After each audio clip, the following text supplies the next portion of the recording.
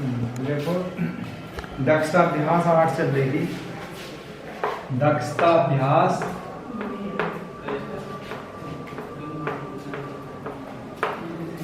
8, दक्षता अभ्यास 8 में जो है सवाल हो गए थे हमारे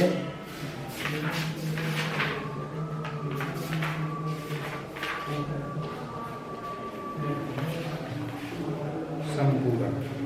प्रश्न नंबर 3 है, प्रश्न नंबर 3 होगा। प्रश्न नंबर 3 में लिखा हुआ है, यहाँ लिख लो प्रश्न नंबर 3। व्यायाम करते समय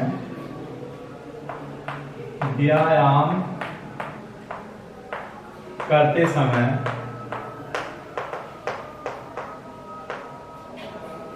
व्यायाम करते समय जब छात्र को निर्देशित किया जाता है, जब छात्र को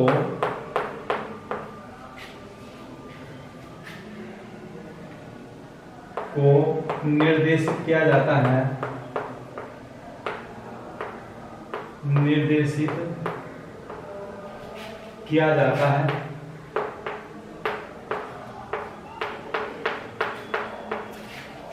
निर्देशित किया जाता है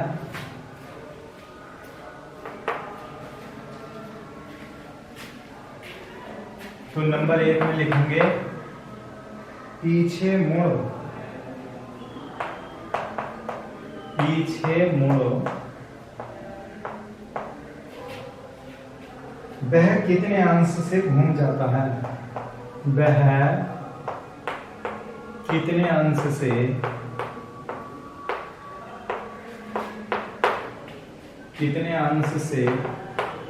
घूम जाता है।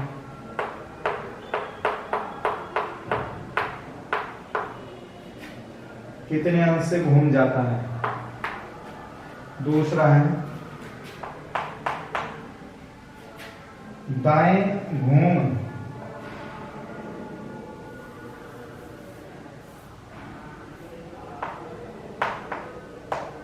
दाएं घूम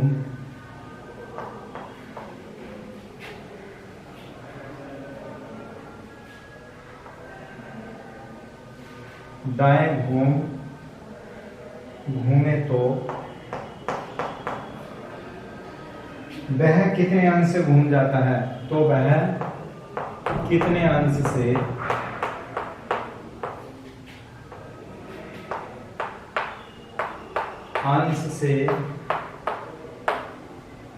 घूम जाता है।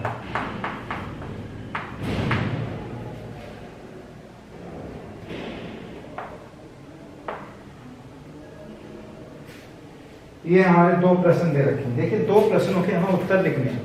क्या कह रहा है, व्यायाम करते समय जब छात्र को निर्देशित किया जाता है, अगर पीछे मुड़े तो वह कितने अंश से घूम जाएगा। जब पीछे को मुड़ेगा इस तरह से, मान लो यहाँ खड़ा, ठीक है, और उसे निर्देशित करा गया है कि पूछे पीछे मुड़िए तो वह कितने अंश से मुड़ जाएगा, बताइए। पीछे को जो मुड़ेगा तो कितने अंश से मुड़ जाएगा, 180 अंश। 180 अंश का मतलब पीछे तो जब मुड़ेगा, मान लो यहाँ है, यहाँ खड़ा है यहाँ छात्र, तो आंसर लिख दो मैं, आंसर फर्स्ट का पहला आंसर लिख गया। मान लो छात्र को यहाँ खड़ा हुआ है और यहाँ पर जो है उसे निर्देशित किया गया है कि पीछे मुड़ जाएगी, तो वो जब इधर से यहाँ खड़ा हुआ है, जब पीछे मुड़ेगा वो, तो वो इस तरह से हो जाएगा। पीछे मुड़ेगा, पीछे भी तभी मुड़ेगा इस तरह से, ये पीछे मुड़ गया, यहाँ आ गया वो। तो आप बता सकते हैं ये कितने अंश का कोण है, 180 अंश का कोण ही तो है। अगर मान लो जहाँ खड़ा वो पीछे मुड़ते हैं उसी जगह आ जाए, पूरा चक्कर लगा दे, यानी इस तरह से घूम के इस तरह से पूरे उसी जगह पर आ जाता है, तो हमारा 360 अंश बन जाएगा। तो हमें केवल पीछे मुड़ना है उसे, तो पीछे मुड़ने पर वो कह रहा है कि वो कितने अंश घूम जाएगा, तो अंश लिखना कितने अंश का कोण बन जाएगा। तो लिखेंगे पीछे मुड़ते समय वह 180 अंश घूम जाता है। लिखेंगे पीछे मुड़ते समय, मुड़ता हुआ, पीछे मुड़ता हुआ 180 अंश 180 अंश घूम जाएगा, बस ये लिख देना, घूम जाएगा। पहले प्रश्न का आंसर हो गया। अब दूसरे का देखना। दूसरे का आंसर क्या है, दाएं घूमे तो वह कितने अंश घूम जाएगा, बताओ। कितने अंश घूम जाएगा?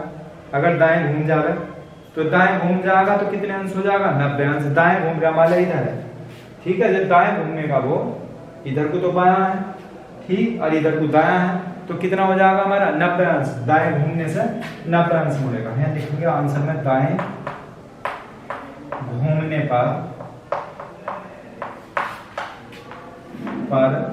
90 अंश हो जाएगा। 90 अंश घूमने का, दाएं घूमने पर 90 अंश घूम जाएगा। हो गया, ठीक है। इन दोनों प्रश्नों के उत्तर ये लिख लेते हैं। अब हमारा इसके बाद में प्रश्न नंबर 4 आता है। प्रश्न नंबर 3 के 2 खंडे हो गए। अब प्रश्न नंबर 4 समझ लेंगे।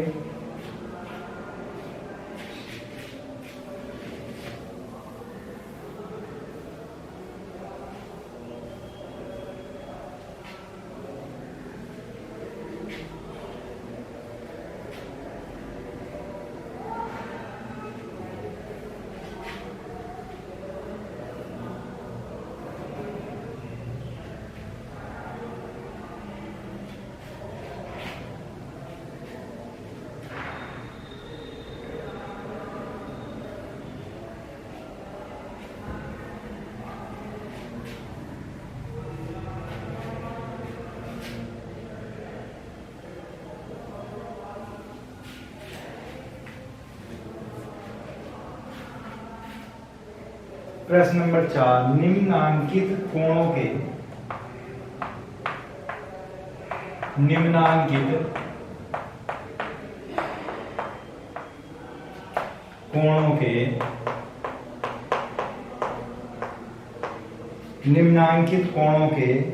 प्रकार उनकी माप के आधार पर लिखिए।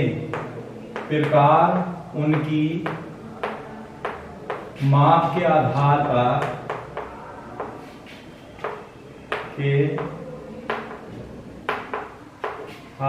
पर लिखिए। उनकी माप के आधार पर उनके प्रकार लिखने हैं, ठीक है। तो देखिए, जैसे फर्स्ट है 0 अंश है, पहले 0 अंश है, तो वो कह रहा है निम्नांकित कोणों के प्रकार उनकी माप, यानी जो कोण जितने अंश का है उसकी माप लिखनी है। पहले 0 दे दिया, 30 दे दिया उसने, 30 के बाद में 90 डिग्री दे दिया, 90 के बाद में 135 अंश दे दिया, ठीक है। 135 के बाद में 180 अंश, और 180 अंश के बाद में दे दिया 225 अंश, ठीक। 225 के बाद में 360 ये दे दिए। तो इसमें कोणों की माप बताने की है। 0 में कितने अंश का कोण बनेगा बताइए? 0 अंश है तो लिखेंगे न्यून कोण। मैंने बताया था 90 अंश से जितने भी कोण बनते हैं, चाहे 0 का हो या 1 अंश का हो या 89 अंश का हो, तो वो हमारा न्यून कोण ही कहलाता। तो इसमें न्यून कोण लिख देना, ठीक है। 30 अंश, 30 अंश को क्या लिखेंगे? 30 अंश को भी न्यून ही कोण लिखेंगे, जो 90 से कम है, न्यून कोण, बस नाम लिखने इनके। 90 अंश क्या हो गया हमारा? 90 को हम कहेंगे समकोण। 90 अंश के कोण को समकोण कहेंगे, समकोण। 135 अंश, 135 अंश के कोण की माप को क्या कहते हैं हम? अधिक कोण, ठीक है। न्यून कोण, हाँ, अधिक कोण लिखोगे, अधिक कोण, अधिक कोण। 135 के बाद में 180 अंश, 180 अंश के कोण की माप को क्या कहेंगे? 180 अंश पे जो कोण की माप है उसे कहेंगे हम बृहत् कोण, ऋजु कोण कह देंगे, ऋजु कोण। यहाँ लिखो ऋजु कोण, ठीक। 180 के बाद में 225, 225 अंश के कोण की माप को कहते हैं हम बृहत् कोण, बृहत् कोण, ठीक। और एक आपका बच गया 360 अंश। 360 अंश के कोण को जो बोलते हैं हम समकोण कोण, समकोण, यानी पूरा कोण बन जाता है हमारा समकोण, समकोण कोण। आज हम यहाँ बनाएंगे समकोण कोण, ठीक। ये वाले हमारे इसके आंसर थे। कुछ नहीं है, नाम लिखने हैं, सीधा सीधा सवाल में लिखा हुआ है निम्नांकित कोणों के प्रकार उनकी माप के आधार पर लिखिए। यानी कोणों के प्रकार लिखने हैं। 0 अंश का कोण न्यून कोण होगा, 30 अंश का कोण 90 से कम है ये भी न्यून कोण होगा, 90 अंश के कोण को समकोण कहते हैं। 135 अंश जो कोण समकोण से बड़े होते हैं वे हमारे कैसे होते हैं, वे अधिक कोण कहलाते हैं। 90 अंश से बड़ा है 135 तो ये हमारा समकोण हो गया। अब 180 अंश का जो 135 अंश का जो कोण है ये हमारा अधिक कोण है, क्योंकि 90 से अधिक है 90 से बड़ा है तो इसलिए कैसा कोण है, अधिक कोण है। 180 अंश का कोण हमारा ऋजु कोण कहलाता है, 225 अंश का वृत्त कोण होता है और 360 अंश के कोण को हम संपूर्ण कोण बोलते हैं। पूरा कोण जो होता है वो 360 में बन जाता है हमारा जाकर। ठीक है, तो हमारा ये जो है प्रश्न नंबर 4 था, इसके हमें उत्तर लिखने थे और कुछ नहीं देना।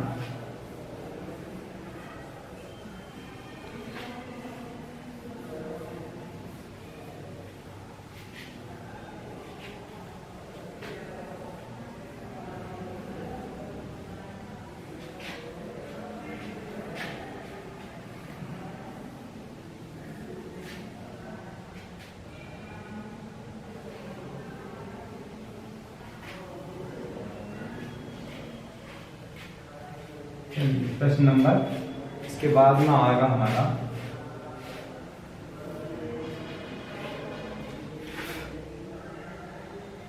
प्रश्न नंबर 5।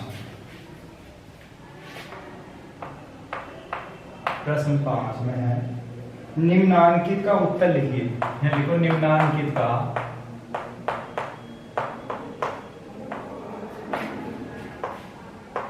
उत्तर लिखिए।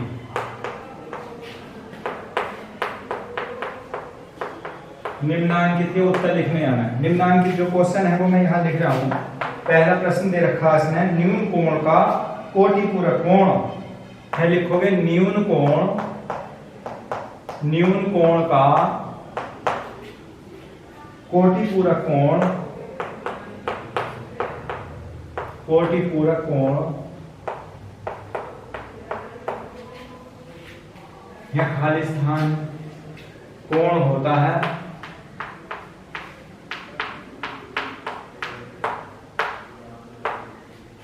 ठीक, दूसरा लिखा है न्यून कोण का संपूरक कोण, न्यून कोण का संपूरक कोण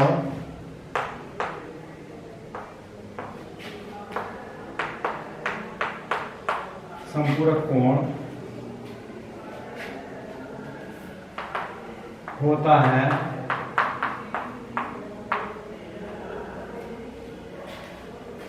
एक समकोण का संपूरक कोण। लिखो एक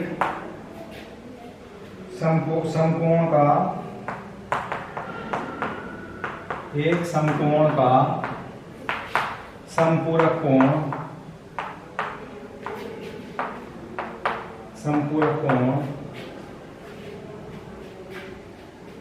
एक समकोण का संपूरक कोण होता है।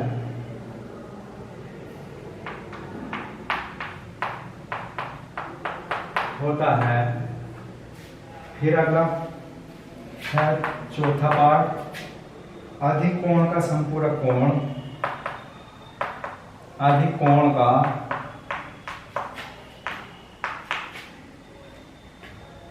संपूरक कोण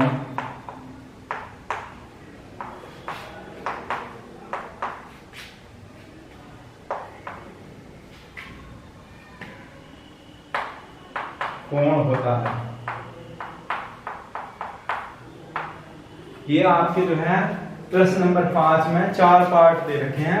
चारों पार्टों में जो खाली स्थान लगाया हुआ हमने, तो इन खाली स्थानों में हमें भरना है। देखिए क्या भरा है, इन खाली स्थानों में क्या चीज भरी जाएगी, लिखा हुआ उसने क्वेश्चन में लिख दिया है निम्नांकित का उत्तर लिखना। इस प्रश्न का उत्तर लिखना, न्यून कोण का कोटिपूरक कोण जो है कैसा होता है, न्यून कोण का कोटिपूरक जो है कैसा क्या कहलाता है, न्यून कोण कहलाता है।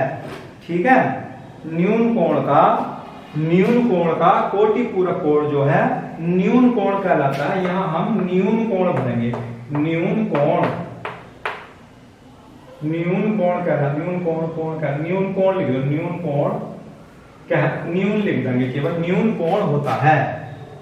लिखा हुआ है न्यून कोण का कोटि पूरक कोण न्यून कोण होता है, तो हम इसमें न्यून भर देंगे। ठीक है, तो इसमें हमारा न्यून कोण आ जाएगा। अब आगे कह रहा है न्यून कोण का संपूरक कोण। न्यून कोण का संपूरक कोण कैसा होता है? अधिक होता है, अधिक कोण लिखोगे, अधिक कोण होता है, ये अधिक कोण भर देंगे इसमें हम। ठीक है, अब एक समकोण का संपूरक कोण, एक समकोण का संपूरक कोण क्या कहलाता है बताइए?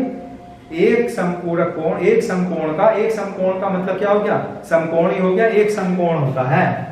एक समकोण का संपूरक कोण समकोण होता है, समकोण होता है, समकोण कोण होता है बस। अब नंबर 4 में है अधिक कोण का संपूरक कोण क्या होता है? अधिक कोण का संपूरक कोण क्या कहलाता है बताइए? इसमें भी हम न्यून कोण लिखेंगे। ठीक है, न्यून कोण होता है। अधिक कोण का भी हमारा न्यून कोण है, न्यून कोण होता है। बस ये खाली स्थान में अंडरलाइन जो लिखती है लगाई है, इनमें हमें ये भरने, खाली स्थान भरने थे। न्यून कोण का कोटि पूरक कोण न्यून कोण कहलाता। न्यून कोण का संपूरक कोण अधिक कोण होता है। एक समकोण का संपूरक कोण समकोण होता है। अधिक कोण का संपूरक कोण भी हमारा न्यून कोण ही होता है। ठीक है, तो ये खाली स्थान आपको भरने थे। इन प्रश्नों के उत्तर जो है इसी में से हमें देने थे। ठीक है, अब चलिए इसके बाद में अगला क्वेश्चन।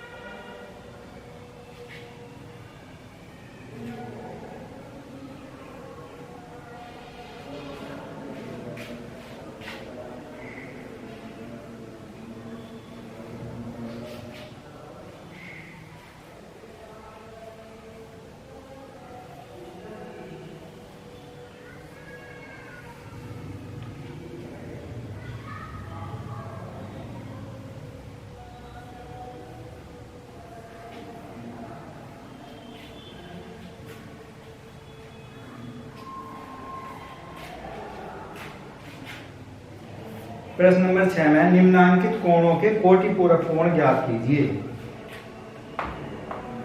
निम्नांकित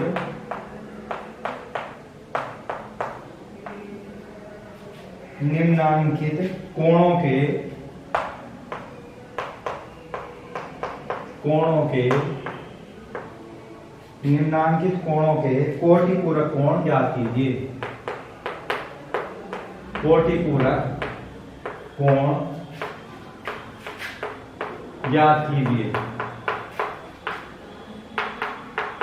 ठीक है, कोटि पूरक कोण ज्ञात करने के लिए निम्नांकित कोण के कोटि पूरक कोण। पहला पार्ट 30 अंश, दूसरा पार्ट 60 अंश, तीसरा पार्ट 40 अंश और चौथा पार्ट है 50 अंश। ये दे रखे हैं। ठीक है, निम्नांकित कोणों के कोटि पूरक कोण ज्ञात करने हैं। हमें 30 अंश का कोटि पूरक कोण ज्ञात करना है, 60 अंश का कोटि पूरक निकालना है, 40 अंश का कोटि पूरक निकालना है और हमें 50 अंश का भी हमें कोटि पूरक कोण निकालते हैं। तो बताइए कोटि पूरक कोण मैंने बताया था क्या होते हैं कोटि पूरक कोण।